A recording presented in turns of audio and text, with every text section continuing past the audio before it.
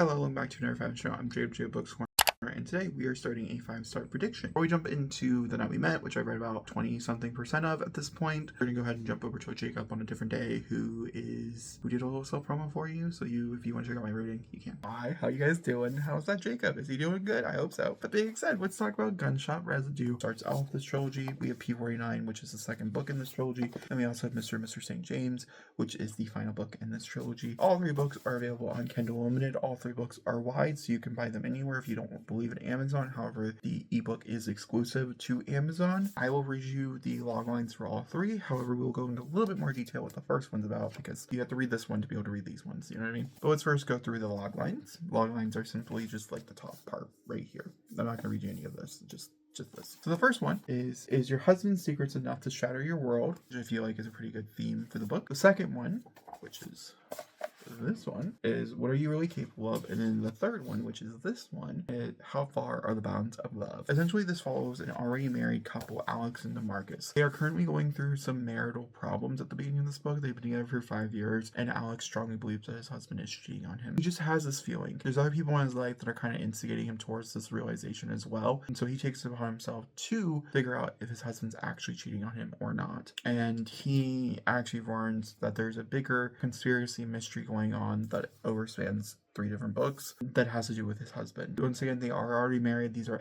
spicy romantic suspense novellas. They're very short and they're very fast paced, so you can read them very quickly. That's all I got for you. I love them, but I wrote them, so I'm biased. That being said, jump back to a Jacob in whatever video you're watching. I'm doing okay. Well tired, ready for bed. Night We Met follows 2 main characters. We have our named character Marissa, which is the woman, and then I think it's Chris, if I'm not mistaken, is the man. And also, Marissa is dating Mike, who is Chris's best friend. So the story begins with Chris waking up really early in the morning to take Marissa and her mom to the hospital for something important, because Mike is drunk. Mike is drunk is a common thread. I might spoil this book. I'm not going to try to. We're only 20% in, but I got to talk a little bit about like the things I'm not liking and the things I am liking, because I think this is going to be more yours truly annoying than like I'm gonna swoon part of this world. Like, that's what I'm feeling. Okay, let me revert you back. I do think I'm gonna read it really fast if I have the time. I'm fitting in as much as I can. I'm not gonna lie. Everybody's gonna be like, oh, I can't read now? Cool, let's read. Back it up. They meet because of this. They had already met at a concert. That's why it's called The Night We Met. And she chose to go home with Mike, which is why she's in a relationship with Mike. It's not the exact reason, but it's like the respective. Because Chris at that night is someone who's going through a very grief-heavy time and was in a very like off mood, and so she thought he could die. And so she went with Mike, who was very open, very like free and carefree, you know? It's fair. It's fair. Bad choices, for sure, but it's fair. When we jump into the future, we sort of automatically realizes, oh my god, he's so sweet, he's so kind. And he's always like, oh my god, she's so hot, she's so... And because they kind of just decided on a no shit side of a friendship, because they ended up having to come a friendship, she wasn't eating, so he, got her bread, his whole thing. It was very cute. I don't need to go into specifics here. The point here is that they decided to tell each other everything. So now she knows that his mom died, and that was part of the reason why he was in a dark place at the time. And we also know that she is in a lot of debt because of her father, and that she's going through some really, really rough, tough times as well. Mike is an asshole. That's also something else that's pretty well established pretty early on. I think from a friend's perspective, I can kind of see why Chris is writing some stuff off. However, from like, I'm becoming friends with your girlfriend perspective, like, why are you not telling her he's such a dick? Like, I'm really curious. Like, Mike seems like the villain, but not like, like in an obvious way, like part of this world type of way, but like in a slow, meticulous way. In this whole entire like opening, he ends up getting a dog because, of course, we meet the character from the last book, which I totally forgot about, but like I kind of remember now, and they make some jokes about it. He's all part of the friend group. There's 4 of them, so are we getting 4 books? I don't know if Mike should get a redemption book, but like he might, because always they don't end up together. Anyway, and they're already deeply emotionally cheating on one another. Larissa and Chris already had feelings beforehand because of this concert. Like, it wasn't like dragged, but like it was there, and so they're already emotionally cheating on Mike. But Mike is setting her up on like standing her up on dates for being drunk over and over again at this point. And so like should I care? I kind of care, but also like I don't care. He seems like a dick, but he also seems like he might be going through a lot. But then she, like, for instance, so like Like, the drinking probably could mean something. I don't know. He could just be a drunk. But the other thing, the other key part here is, like, she made soup for him. He got surgery. I won't say what because it disturbs me. But he got surgery.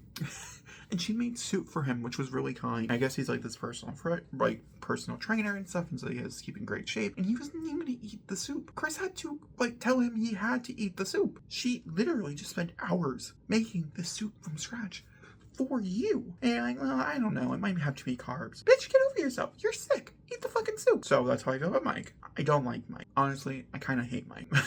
Yeah, I don't like Mike. I do like Chris. I like Chris quite a bit. I think Chris is quite a good character. I also like Larissa. I think she's nice. And she doesn't seem super annoying just yet. But also, like, I don't know. Like, it's this thing where the guy is just doing so much and the girl's, like, doing nothing. And everybody's like, oh, you should totally break up with Mike. And she's not doing it. And yet she's having this amazing chemistry and great time with Chris. And Chris actively knows that he likes her as well. Like, it's pretty obvious. And I'm 20% in. So I can just imagine myself just getting more frustrated as the book goes on. So get ready for a frustrating review. That doesn't necessarily mean I'm going to rate it low. If it does it well, I will applaud. I don't think it's going to be a new favorite Abby. I don't think this trilogy is. If it is a trilogy, if it's a series, I don't know. It's not my favorite. She cooked, and now she's just kind of letting everything simmer. That's where I'm at. I'm about to go to work, and I just realized that we didn't do an actual check-in for The Night We Met by Mendez, and I'm now 70% into it, which means that if I do spend any time reading it today, I will probably finish it and move on to whatever I'm going to read next. So I figured we should talk a little bit about it, so I can at least get more than one clip in here, as I'm not sure if this is going to be a singular vlog or if it's going to have multiple books in it, like we talked about in the beginning. I'm still not liking this. We're about, like I said, 70% in, and certain parts of the resolution should be happening. I feel like we should be moving on from one thing into another thing to develop that thing, and she has decided to push it. Even though everybody in this entire relationship thing that's building does not want to be there. So I just don't understand the perspective. I don't understand why, except for there to be a constant barrier between these two people. And I personally, like, if you want to build a good romance, one, there should be like an organic barrier where the line is kind of towed. But also, I don't think every story needs one. And this one had one. And now I just kind of want to see what they would be like as a couple, because at this point in the story, I'm not even sure if they would work out. Like, I don't even know, like, if, like, in books down the future when they show up again, if I would believe that they were still together. They seem like they should be, but because of this thing. Also, one of the characters that this is intersecting, I don't really care for. However, I feel really guilty about, because, like, I feel like I'm doing the thing. Also, because everybody has a big thing against a certain word in the romance community that starts with a C. This is a crazy book. If you look at it from that point of view, because I'm definitely looking at it from that point of view, because there's just no way that you can't. I definitely feel like when it's over, I feel like we will probably talk spoilers. Like, I had to talk spoilers for yours truly to fully get my point across. I don't know what I'm rating it. Yours truly was like a 3, I think, by the end. Maybe a 2.5. This is probably going to be on the lower end. This is not my favorite series of hers. Because here's the thing. Both characters are likable. Larissa and Chris are both likable. However, they're both doing things that are pissing me off so greatly that, like, almost all the likability that has been building is dying. I'm not having a great time.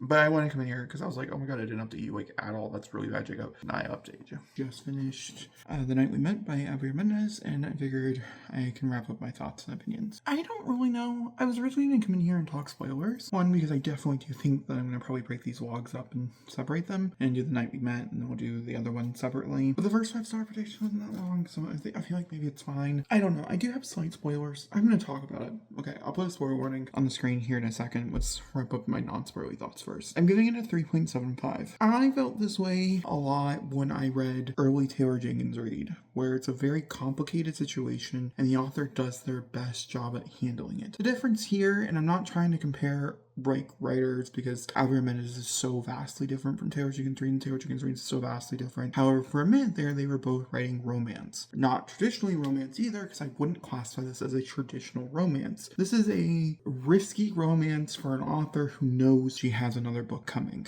So she can write this book, publish this book, and if it's not received very well, that's okay. Most people will pick up the next one because they're their companion romance series, so it doesn't have to be read in order, so if you fuck up one, it's fine. And we'll talk all about that. I had huge issues with yours truly, and everybody fucking loves that book. Take all my thoughts and opinions on this novel with a grain of salt. I am running on 3.75. I think it makes the most sense for the relationship that we were given. This is the second time I have clocked the T that this was written before, and after a book of Agrimenes. This book felt a little out of place. I think the key ways to figure out if it does feel like a little out of place was the fact that the other characters have already been mentioned feel a little off. And there's also certain things that are done in this book that I don't really remember being talked about in the first one, Say You'll Remember Me. I don't really remember the full experience of reading Say You'll Remember Me. I remember most of the plot and all my problems I had with it, but I don't really remember like everything about that relationship. It just wasn't one of my favorites, and it was also very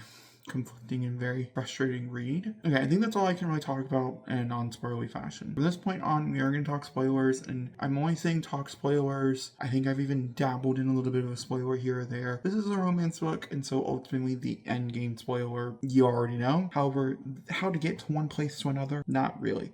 Also, I have spoiler reviews for almost every other book that this author has written, except for this series, because the series, I did it for a 5 TikTok sensation. I'll link you to the video if you want to watch me read the first one. And I'm doing it for a 5-star prediction. And this also, I want to remind you, I did not like Say You'll Remember Me. Definitely liked it better than Yours Truly. However, in Yours Truly, in that series, 2 of those books were 5 stars. So this being a 5-star prediction, not unheard of. Also, I've given a lot of 4s. This author. Okay, just because it is a 5-star prediction and I didn't win. I didn't win at my goal. With this one particularly has to do with a lot of emotional cheating. And I'm just curious. I saw someone talk about this. An author that I follow that I'm a pretty big fan of had mentioned emotional cheating in their video and how basically you can do the main male character. This, I think, was a conversation on... No, I think it was a conversation on cheating overall. No, it was a conversation on pets. If the main male character hurts a pet, a love interest, we as a group audience automatically turn against it, and we feel the same way. Most romance readers feel the same way about cheating inside a novel. If one of the main characters cheats on the other main character. In my opinion, yeah, I think for a relationship-wise, I think it's probably DA. If there is cheating in your book, and I'm not saying that cheating can't be in romance, I'm one of those people, but you can't do it with, you have to have a really, really good reason. It has to make sense, like I said. And also, you can't be with the main couple. It has to be someone in the main couple, but they practically have to be cheating with the guy or the girl or whatever for it to work, and they're breaking up with the other person. One foot step out. I don't really condone this or anything like that. However, this book, in my opinion, had some of the most egregious cheating in it I've read in a long time. So let's talk about it. And I don't think a lot of people are going to come out with that same perspective, but I'm also going to talk about a little bit how I mentioned Taylor Jenkins Reid earlier and why I feel like even though I didn't love the certain books that my brain is thinking of when it comes to One True Loves and that type of stuff from that author. I have a whole video talking about all those in case you're curious. I'll link you over to it. Why I feel like that was done a little bit better. This was a bit more tropey, and it's a standard. I recommend this to the best job. And I can't really reflect the fact that it's best friend's lover that I'm falling in love with, tropiness of it all. And I'm happy that there is no third act breakup. We can talk about that. There is They're together. However, they put them through hell based on external reasons. And I do have to say, because she's done short third act breakups already in the past, I was really nervous that this was going to turn into one, and it never did, which I really enjoyed. For the characters of Clarissa and Chris, I really, really did like them. I just hated the fact that it took so long for both of them, in such a dire circumstance of her almost dying, for her to write off Mike. Mike, throughout this entire book, was showing very red flag behavior, and it was very clear and obvious. And I was trying to figure out, was it clear to obvious us, or was it only to, Chris? Because we were getting from both perspectives. And I had a huge problem. I had this long conversation with my husband the other day about this book because of this, I think yesterday, where I had this, very massive problem with the story because I didn't like how the friend was, I didn't like how he was so in love with her and he wouldn't tell her. He wouldn't break this friendship. Eventually he does break that friendship, and, I think there's a great camaraderie and also a great male friendship in this book as well between Mike and Chris. I think really does develop and does a lot, so I think that's good. I think that's great. I had a big issue with the fact that he wasn't being open and honest about this, and there's a lot of things that Mike was doing that could really harm Carissa in the end, and it did end up harming, her peanut allergy. There's a few other things. I just feel like it was very, I don't know, that's like one of the parts that like really frustrated me while reading it. And the fact that like on one hand, when you have a dual POV and you're building tension or whatever, you typically want one character to fall first and the other character to fall much later on. So like you have a character who realizes they're in love with the other character about 60%, and you have another character who realizes like 80%, if that makes any sense. This is simply just because it's more fun for the reader. It also builds a lot of great sexual tension between these two characters, so once they do meet in the middle, it's hot, it's steamy, it's great, it's everything you wanted. It's like cherry on top. And normally it happens after the big love confession reveal of being like, I'm so matter of factly in love with you, and it happened here. Yet it was pretty much the same.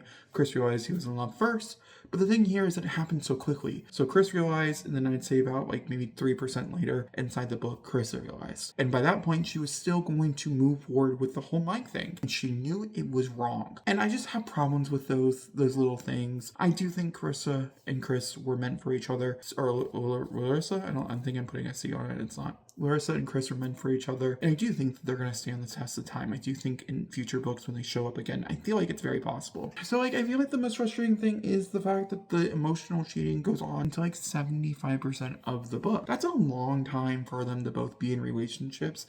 And also, big thing, in my opinion, they introduce a love interest for Chris around the part of the time where Chris and Larissa get together. Like, not get together, but where they start to move in together and stuff because of the situation at hand. Forced proximity, which leads to the love confession, whatever, right?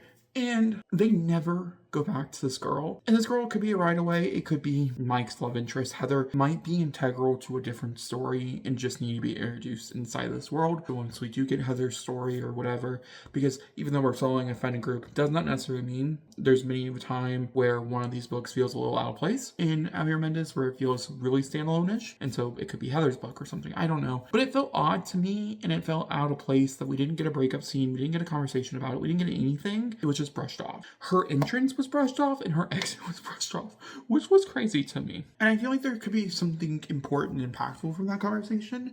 It's fine. It's not a big deal, but it is nothing to take note of if I'm talking spoilers, things that elicited a reaction from me. And the other thing, the last thing I'll talk about is the third act breakup problem challenge, right? Marissa tells him she's in love with him, they get into a relationship, and he crosses a line, they have sex. And this was a line he was not willing to cross, but he decided for her he would cross this line. Well, on top of that, he realized that he can't talk to any of his friends. They can live separate lives together, but they can't live a life together. And they do this for about 2 or 3 months, and then the ending happens or whatever, and it's slightly revealed that everybody has a pretty much understanding that this is what it is, and, you know, they're just going to accept the situation at hand, and Chris is just gonna stay out for a little bit until he finds whatever he's looking for. And so that's kind of what the picture is at the end. He finds his family back and it's all good or whatever. I just didn't think it was compelling enough. I don't know if there just wasn't enough with the whole friend group or something. There was something about it that just felt a little off to me personally, so I didn't really love the whole third actness of it all. The other thing that I thought was really cool